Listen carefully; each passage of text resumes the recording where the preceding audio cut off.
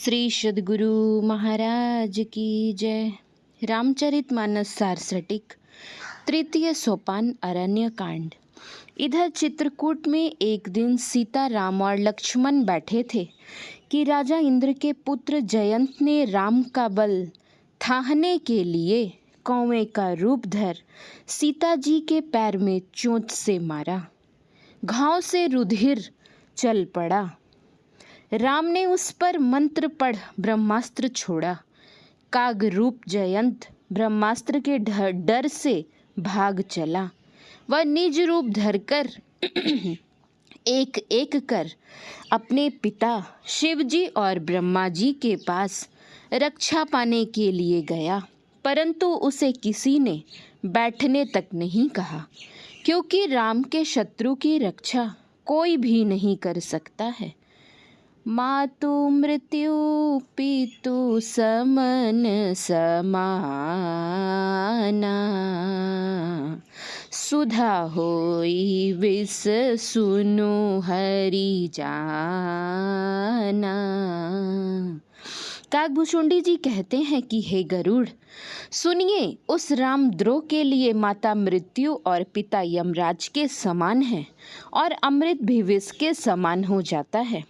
मित्र करई सतरिपु कै करनी, ताकह विबुध नदी बैतरनी। उसके लिए मित्र सैकड़ों शत्रु के समान करनी करता है और गंगा नदी वैतरणी हो जाती है। सब जग ते ही अनलहु ते ताता, जो रघुबीर विमुख सुनु भ्राता। सुनो भाई, जो राम से विमुख है उसके लिए सारा संसार अग्नि से भी विशेष तप्त है। अंत में नारद जी के उपदेश से जयंत राम ही की शरण में गया। राम ने एक आँख नष्ट करके उसे काना बना छोड़ दिया। फिर राम जी चित्रकूट से आगे बढ़ अत्रि मुनि के आश्रम में आए। मुनि ने अत्यंत हर्षित हो प्रेम सहित राम जी की पूजा की। फिर उनको आसन पर बिठा स्तुति करने लगे। छंद। नमामि इंदिरापतिं सुखाकरं संतांगतिं, भजे सशक्ति सानुजं सचीपति प्रियानुजं। हे लक्ष्मीपति, सुख की खानी, सज्जनों के गति रूप मैं आपको नमस्कार करता हूँ। आप इंद्र के छोटे प्रिय बंधु हैं।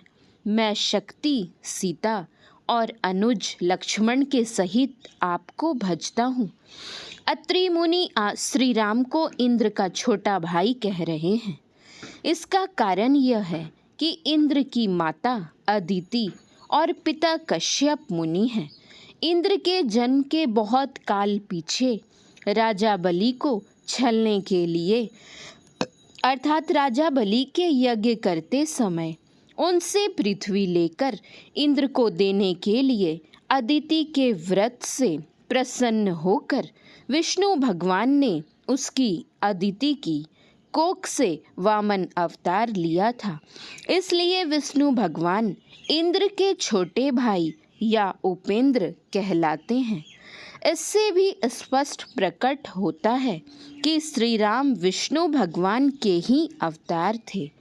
सहज निर्गुण स्वरूप परम प्रभु सचीपति इंद्र के छोटे भाई नहीं कहला सकते।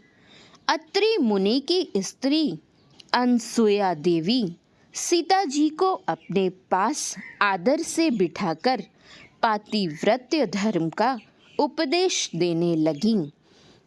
मातु पिता भ्राता हितकारी, मित प्रद सब सुनु राजकुमारी। हे राजकुमारी सीता जी, सुनो, माता पिता और भाई की हितकारिता तौली हुई परिमित है। अमित दानी भरता बैदेही, अधम सोनारी जो सेवना तेही। परंतु हे सीता जी, पति अपरिमित सुख देने वाले हैं। वह स्त्री अधम है जो उनकी पति की सेवा नहीं करती है। धीरज धर्म मित्र अरु नारी, आपद काल परखियहि चारी।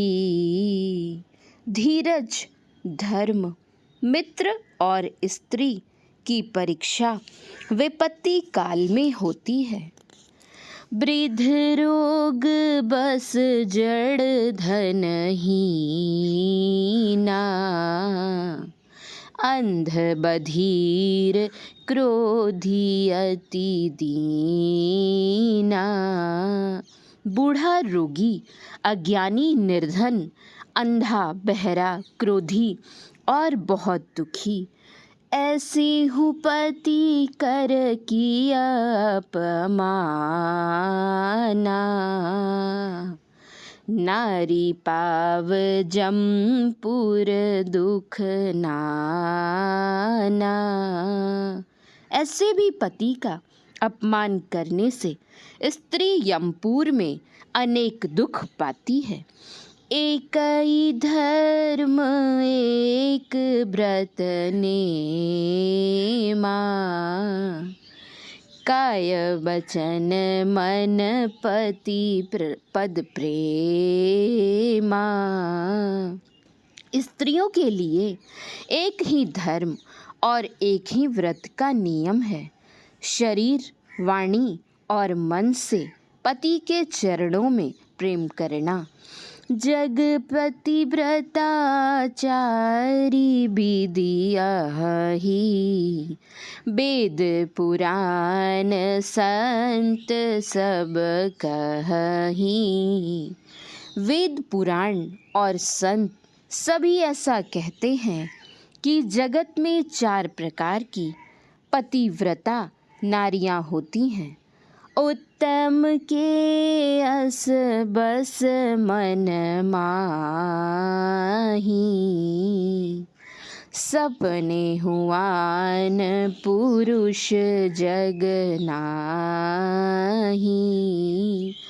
उत्तम श्रेणी की पतिव्रता नारी का मन उसके वश में इस प्रकार रहता है कि उसको जगत में स्वपति को छोड़कर पर पुरुष स्वप्न में भी नहीं दिखता है। मध्यम पर पति देखहि कैसे, भ्राता पिता पुत्र निज जैसे।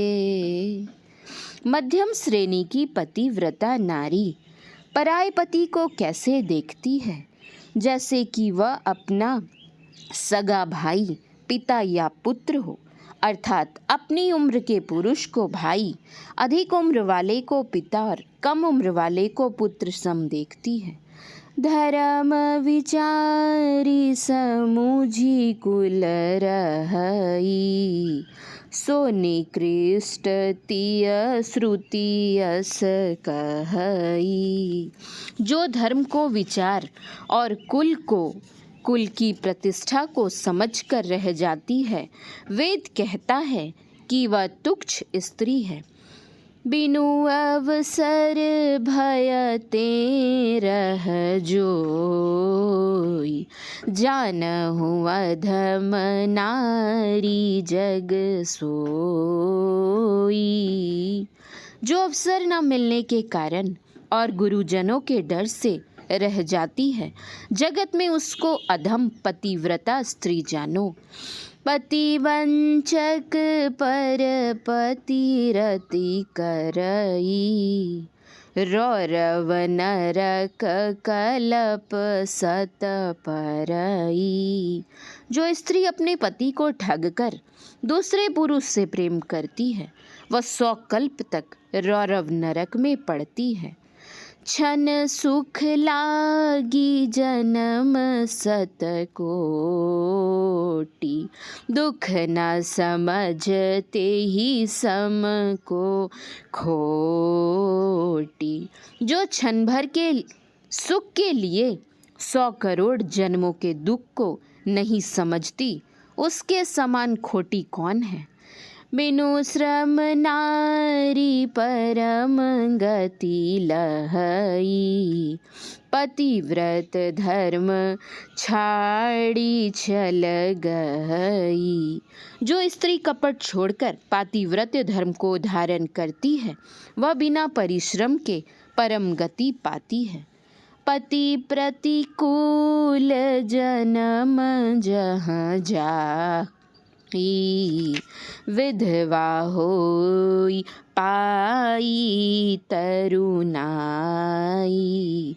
जो पति के प्रतिकूल होती है वह जहाँ जाकर जन्म लेती है जवानी पाकर विधवा हो जाती है। श्री सद्गुरु महाराज की जय।